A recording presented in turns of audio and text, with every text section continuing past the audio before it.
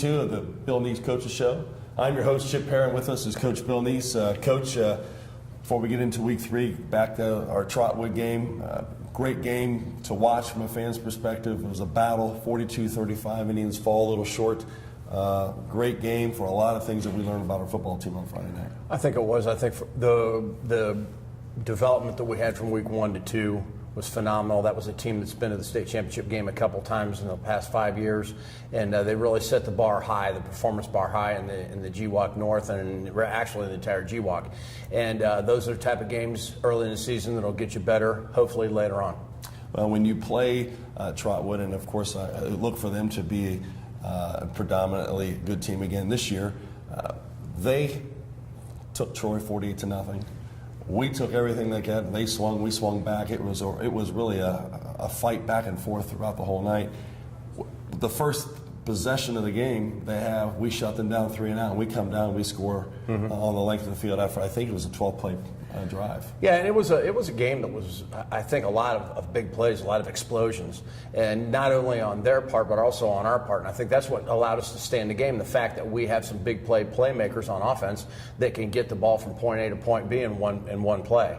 You know, normally in the past we've had to rely on our ground game, we've had to grind it out, et cetera, and sometimes that helps the defense a little bit more. But in this case, we were able to match point for point with them, and you know, a lot of times your defense has to go right back on the field, which is fine with us. You know, whichever type of game we have to do to win, we will. If it's going to be a high-scoring game, it's going to be a low-scoring game, whatever the case may be. I heard in your post-press conference, I couldn't help but hear you mentioned, of course, Trotwood, they talk about their weapons, but we also have a lot of weapons on our side of the field, and we showed that. Yeah, we did, and you know, this is something that we've looked forward to being able to do, and it's producing right now, and so we want to, you know, maximize it the best we can. As we look and move forward to week 3, this will be the last week of our non-conference before we start into our crossovers. As a coach, what do you pick up? So where are we wanting to be in terms of improvement going into week 3? The biggest thing we're trying to do right now is develop some depth, because when you get to 3, 4, and 5 games, 3, 4, and 5, you get a couple people dinged up, and unfortunately, right now for us, we're totally healthy. We're clean, but we want to make sure that if that does happen, this gives us an opportunity, because you start to actually cut back on the reps that your number ones are getting. I mean, a guy like Derek Height does not need to be practicing for 2 hours a night. A guy like Hayden Shrub, those guys we got to save the legs a little bit. Ben Smeezing, another example, and Dave Davis helps us out because he runs the scout team offense, and so he's kind of like having another coach on our defensive day.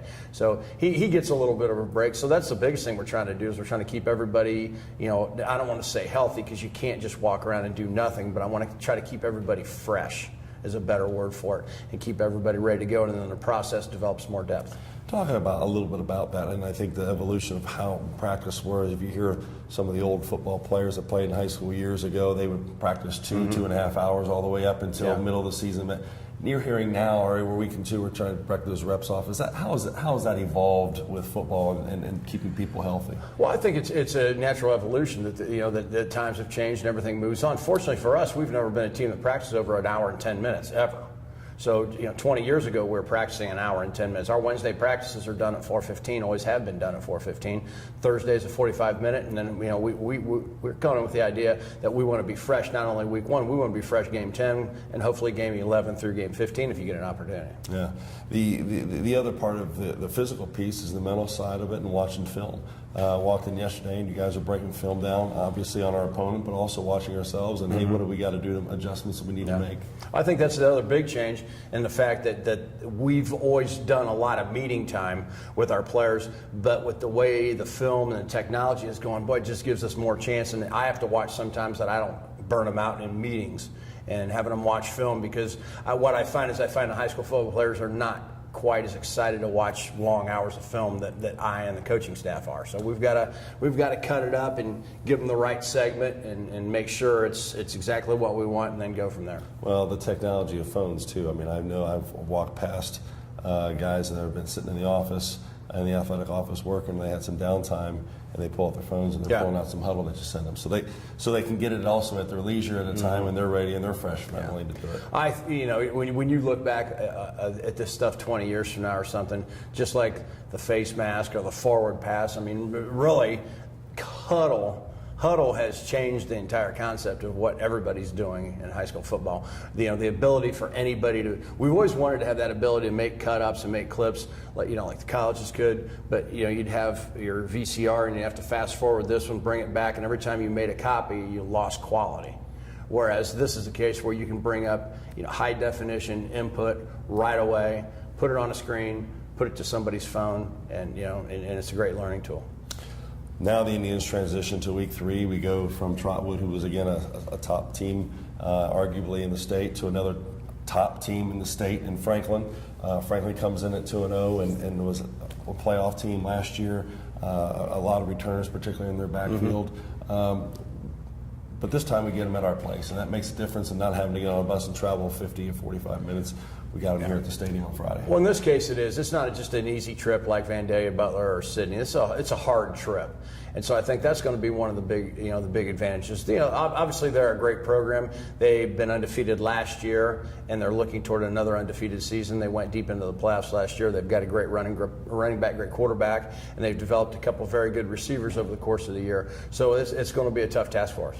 Well, one thing that I think is advantageous for us is, again, our strength of schedule, and having played a solid team last week in Trotwood and transitioning into a good team.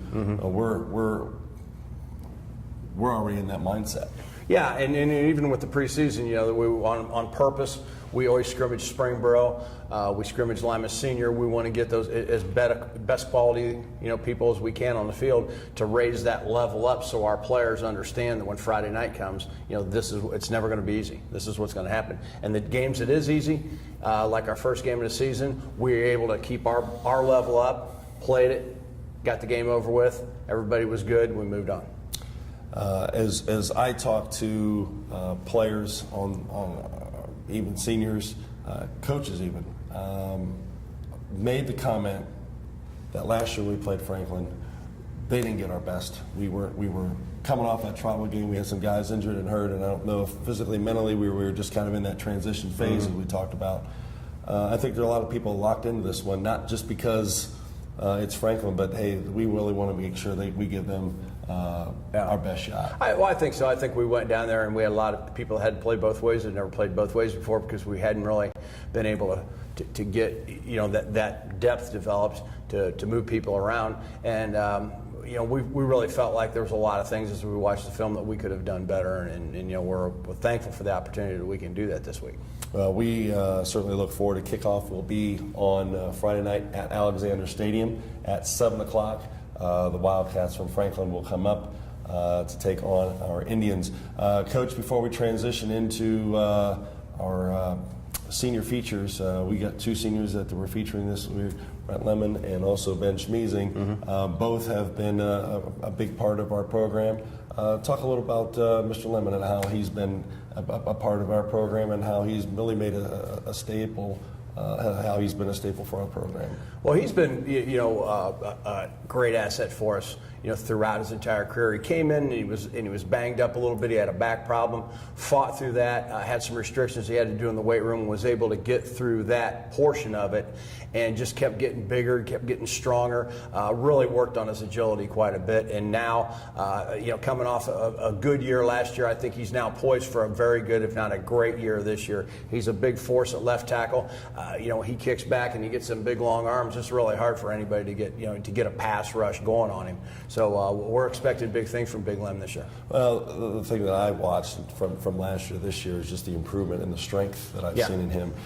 Him to be able to maintain and hold his blocks. Yeah. Where last year they maybe not been able to hold on for so long. I'm sure some of that's come experience and also strength. Oh yeah, yeah. And then when you talk about Ben Schmeezing, you're talking about a guy that's just been a staple for us for 3 years, 3-year starter, pretty much one of the, if not the leader of the football team. I don't know if he's quite a member of the coaching staff, but he has a lot of very good suggestions, very good opportunities, and he's open for anything. If we had this year, we had to move him a little bit more inside.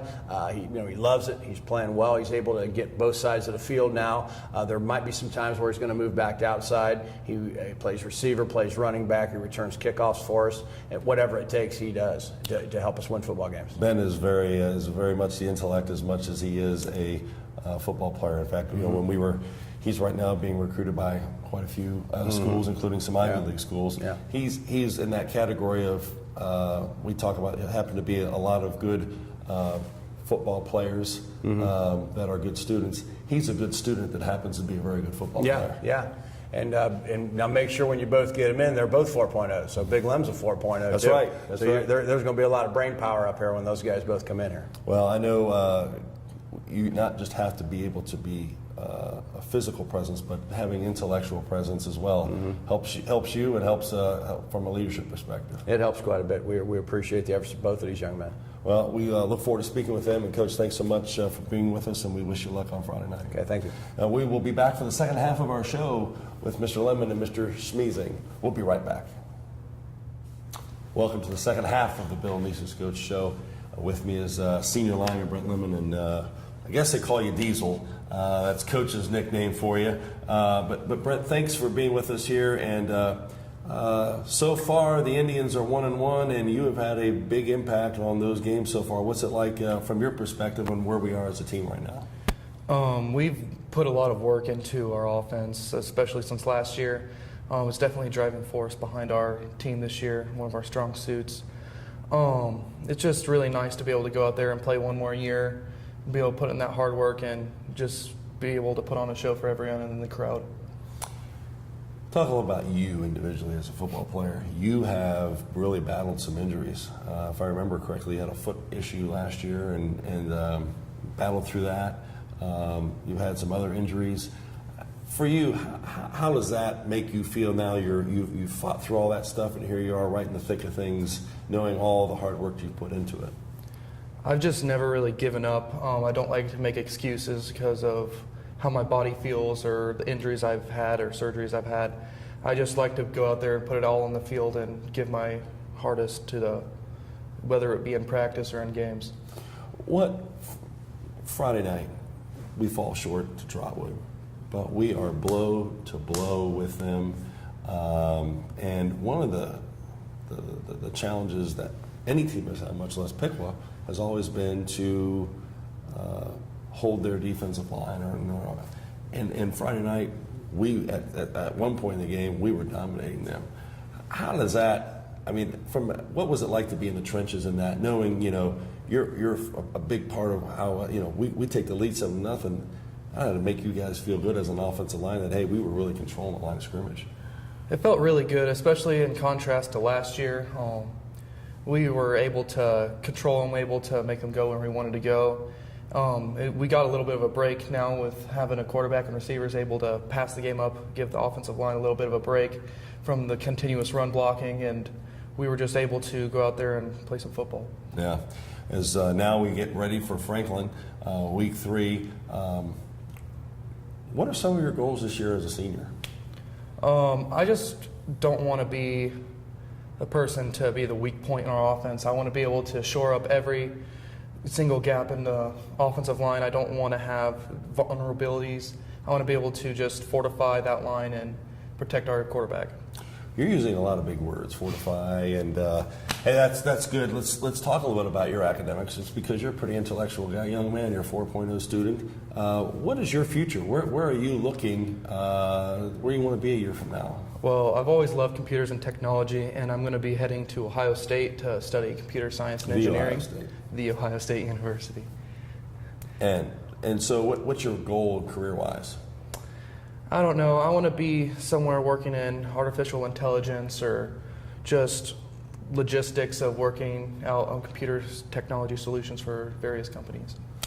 Well, the one surprise that the Indian Nation might have, if they've not seen it, is your abilities and your involvement with show choir. We have had a history of football players that have been involved with show choir. You cannot help but miss this guy. And, boy, you're lying on your feet. You're pretty good. You enjoy that, obviously. Yeah, especially I think show choir has helped me a lot, and just especially in football as well with footwork. I started out as a freshman. I was very clumsy. I couldn't really run very well. I couldn't really dance at all. But getting show choir, I was able to train my feet and rehearse different choreography and be able to it just translated over to my offensive lineman steps. What's the difference in terms of, here at football, you're playing in front of a large crowd. You're on stage, you're playing and performing a large. Is there a balance between the two, that there's some things that are very similar? It's a little different. I feel that football is more serious. You have to stay focused the entire time. Show choir is more about just going out there having fun, putting on a show for people, and just entertaining them. Now let's keep things. People don't realize how much time show choir goes in. You're putting hours a week into it, just like you are in football. Yeah. Mr. Westfall has a great deal of expectations and high level commitment for you guys. So, is there some similarities between Mr. Westfall and Coach Nees in terms of how they organize and how organized they are, and their expectations for you to come every practice ready to give it 100%? Yeah, they both expect us to be on task. We can't just show up whenever or do whatever we want during practice. They demand like really long practices for us, and just allowing us to better ourselves, and be it whether show choir or football, just get better at what we're doing. We'll look forward to seeing you compete once we get into show choir season this winter, and we wish you luck with that. But we got a lot of football to play. Yeah. And we certainly wish you well this week with Franklin and the rest of your season, because I know you've got great things coming for you, and certainly best of luck to you at the Ohio State University. Brent, thanks so much for being with us today. Good luck to you. Thank you. We will be back with Ben Schmeezing when we return for the part 3 of the Bill Nees' Coaches Show. Welcome back to the Bill Nees' Coaches Show. With me is our senior running back, Ben Schmeezing. Ben, welcome to the Coaches Show. Thank you. Ben, here we are, your senior year. Your career has taken a couple different twists and turns along the way. Talk a little bit, Ben, about your goals for this year. A lot of expectations coming off of last year's season.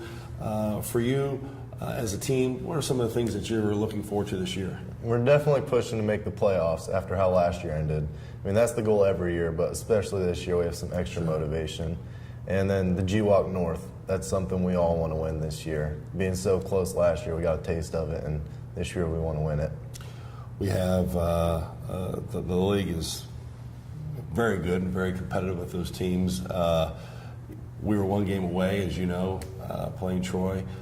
Talk about that situation, playing in front of almost a sold-out capacity crowd on what was probably is the biggest rivalry. Right. Certainly in the Miami Valley and arguably in the state of Ohio. It's a feeling like no other when you go out there and you see almost the whole town there for both teams. And then you hear everyone start erupting with every play, and it's just a great feeling to be out there. And your career, let's talk about a little bit about last year. Things really changed when Darian went down and tore his ACL, and you were a wideout at one point. If I remember correctly, you had a touchdown against Trotwood. When things changed, we had to put you in the backfield. Talk a little bit about that transition from positions, right, and now how that's made you a better football player and a little bit more of a versatile football player. Well, I've always played running back going through high school, and it was just last season at the beginning of the year they switched me to wide receiver. So it was kind of a change going to wide receiver, really, for the 2 games that I played there. So going back to running back wasn't hard for me at all. Big transition. Yeah. Well, at GWAC North Player of the Year last year coming off, that's a lot of pressure, but you put a lot of time in the off season. Let's talk a little bit about your off season. You've been very busy going to colleges. Why don't you tell our Indian Nation here a little bit about your college selection process and how you've been doing that since last year? I've been going to different camps, trying to get a feel, different colleges, just to see how the environment is there and the feel I get from it.